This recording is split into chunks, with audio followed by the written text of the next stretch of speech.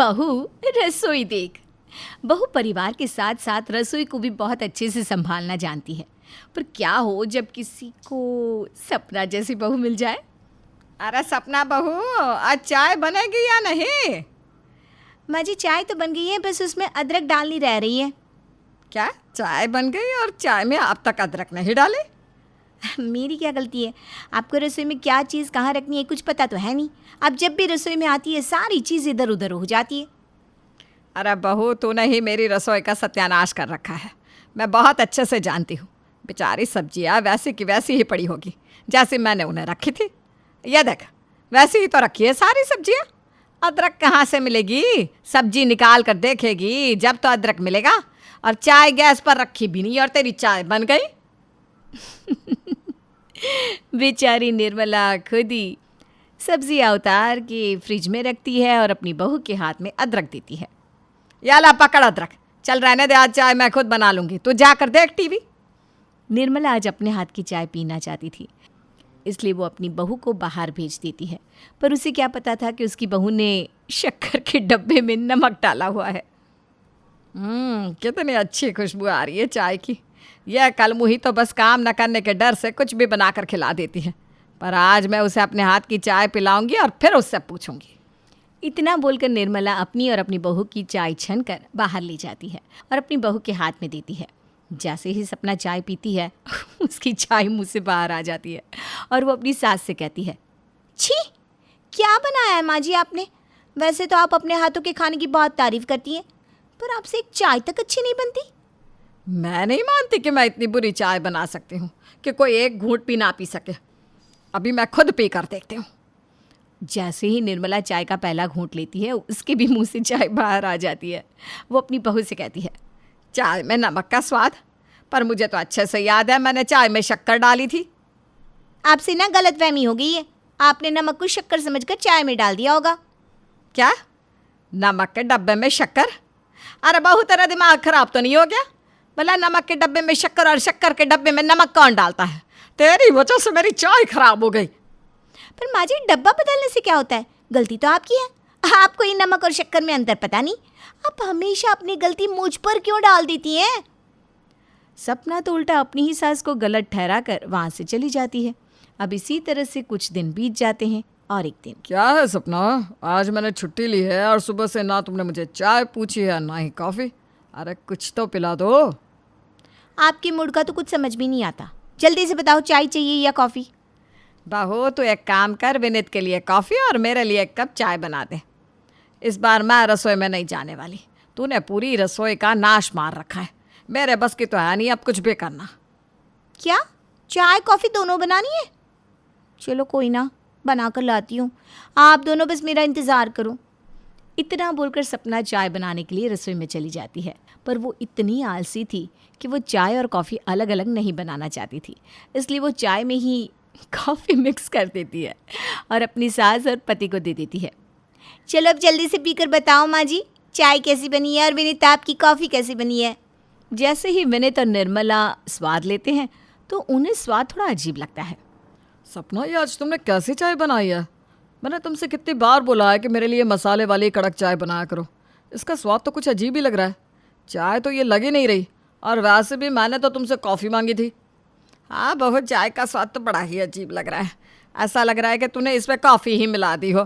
बिल्कुल सही कहा, मैंने चाय और कॉफ़ी मिक्स करके बनाई है। अब दो बार दो चीज़ें कौन बनाता, तो मैंने दोनों काम को एक साथ कर लिया। वैसे स्वाद तो लाजवाब है, तभी तो मैं कहूँ लोग चाय में कॉफ़ी डालकर क्यों पीते। सपना की ये बात सुनकर निर्मला और विनय दोनों का ही मुंह बंद हो जाता है। दोनों मुंह बिगाड़ते हुए चाय कम कॉफ़ी पी के चले जाते हैं। समय यूं ही बीतता है, पर समय के साथ सपना की हरकतें और भी ज़्यादा बिगड़ने लगती है। अब सपना ना तो रसोई की सफाई रखती और ना ही रसोई में रखे मसाले आदि के बर्तन साफ करती। ऐसे ही एक दिन निर्मला किचन में जाती है, जहां वो देखती है कि सपना ने पराठे बनाकर बिना तवा धोए ऐसे ही रख दिया। हे भगवान, मेरी इस नालायक कामचोर बहू ने रसोई की क्या हालत कर दी है। तवा पर पराठा बना लिया और तवे को ऐसे ही छोड़ दिया। चूल्हा भी कितना गंदा हो रखा है। चूल्हे को देखकर तो लग रहा है जैसे हफ्तों से साफ ना किया हो। अभी बताती हूँ इस कामचोर को। सपना बहू, अरे ओ सपना बहू। सास की आवाज़ सुनकर सपना भागी भागी रसोई में जाती है, जहाँ वो देखती है कि उसकी सास गुस्से में लाल पीली हो रखी है। अरे माँ जी, आपको क्या हो गया? ना तो आपने गर्मी में खाना बनाया, ना ही छत से कपड़े उतारने के लिए गई, और ना ही बाहर धूप से आई है। फिर आप इतनी लाल पीली क्यों हो रही हैं? लाल पीली तेरी हरकतें देख कर हो रही हूँ। क्या है ये? कितना गंदा तवा है, इसे धोने के लिए सिंक में क्यों नहीं डाला? और चूल्हा देख कर लग रहा है कि हफ्तों से साफ नहीं किया। अरे मसाले के डब्बे देख, सारे डब्बे कितने चिपचिपे और गंदे हो गए। और तू रसोई की साफ सफाई करती भी है या नहीं? माँ जी, कहाँ गंदा है, सब कुछ तो साफ है। और रही तवी की बात, तो अभी शाम के बर्तन जब साफ़ करूँगी ना, तब तवी को भी धो दूँगी। और रसोई की तो मैं हर हफ्ते सफाई करती हूँ। कल संडे, कल साफ़ कर दूँगी। इतना नाराज़ क्यों होती हैं? देखती हूँ तेरा कल आता है या नहीं। जब से तू इस घर में आई है ना, तूने मेरी रसोई की धज्जियाँ उड़ा दी है। भगवान बचाए तू जैसी बहू से। इतना बोलकर निर्मला गुस्से में वहाँ से चली जाती है। पर सपना पर निर्मला की बातों का कोई असर नहीं होता और वो अपने कमरे में जाकर फ़ोन चलाने लगती है। रात को विनीत घर आता है तो देखता है कि सपना बुखार से तड़प रही है। अरे सपना, तुम्हें तो बहुत तेज़ बुखार है। तुम मुझे बता देती ना फ़ोन पर, मैं तुम्हारे लिए आते हुए दवाई लेते हुए आ जाता। अच्छा चलो, पहले हम डॉक्टर से दवाई लेकर आ जाते हैं। मैं इस वक्त दवाई लेने नहीं जाऊंगी। वैसे भी घर में दवाई रखी थी, मैंने खा ली है। थोड़ी देर में बुखार उतर जाएगा। माँ जी से कह दो ना, वो आपको खाना दे देंगी। सपना, तुम जानती हो ना, इस वक्त तक माँ सो जाती है। इस समय माँ को उठाना सही नहीं रहेगा। तुम आराम करो, मैं अपना खाना खुद गर्म करके खा लूँगा। विनीत अपना खाना लेने के लिए रसोई में जाता है, पर बेचारे विनीत को रसोई में खाना ही नहीं मिलता। जिसके बाद वो कमरे में दोबारा आता है और सपना से पूछता है, माफ़ करना सपना, तुम्हारी तबीयत ख़राब है और मैं तुम्हें परेशान कर रहा हूँ, पर तुमने खाना कहाँ रखा है? मैंने पूरी रसोई छान ली पर मुझे खाना ही नहीं मिला। फ्रिज में भी खाना नहीं है, यहाँ तक कि फ्रिज में तो एक पानी की बोतल भी नहीं रखी। ठंडा पानी पीना था मुझे। अरे हाँ, वो माँ जी खाना खा रही थी ना, तो मैंने खाना डाइनिंग टेबल पर ही रख दिया, वहीं होगा। बेचारा विनीत फिर से खाने के लिए बाहर जाता है। डाइनिंग टेबल से खाना उठाकर रसोई में उन्हें गर्म करने के लिए जाता है, पर खाना गर्म करने के लिए उसे रसोई में ना ही तो लाइटर मिलता है, ना ही माचिस। जिसके बाद बेचारा विनीत ठंडा खाना खाकर ही सो जाता है। अगली सुबह विनीत की छुट्टी थी। सपना की भी तबीयत खराब थी और किसी वजह से सुबह सुबह निर्मला भी मंदिर चली जाती है। मेरा ये बुखार, मुझे लगता है इतनी आसानी से मैं ठीक नहीं होंगी। अच्छा है आज आपकी छुट्टी है, वरना मैं आपके लिए लंच नहीं बना पाती। रुकिए, मैं अभी आपके लिए चाय ला देती हूँ। अरे रहने दो सपना, तुम्हारी तबीयत ख़राब है ना, आज चाय नाश्ता मैं बनाऊँगा। बस माँ को आ जाने दो। अच्छा वैसे लाइटर कहाँ रखा है? मुझे रसोई में लाइटर मिला ही नहीं, इसलिए मुझे रात को भी ठंडा खाना ही खाना पड़ा। लाइटर तो कब का ख़राब हो गया है, माचिस से काम चलाती हूँ।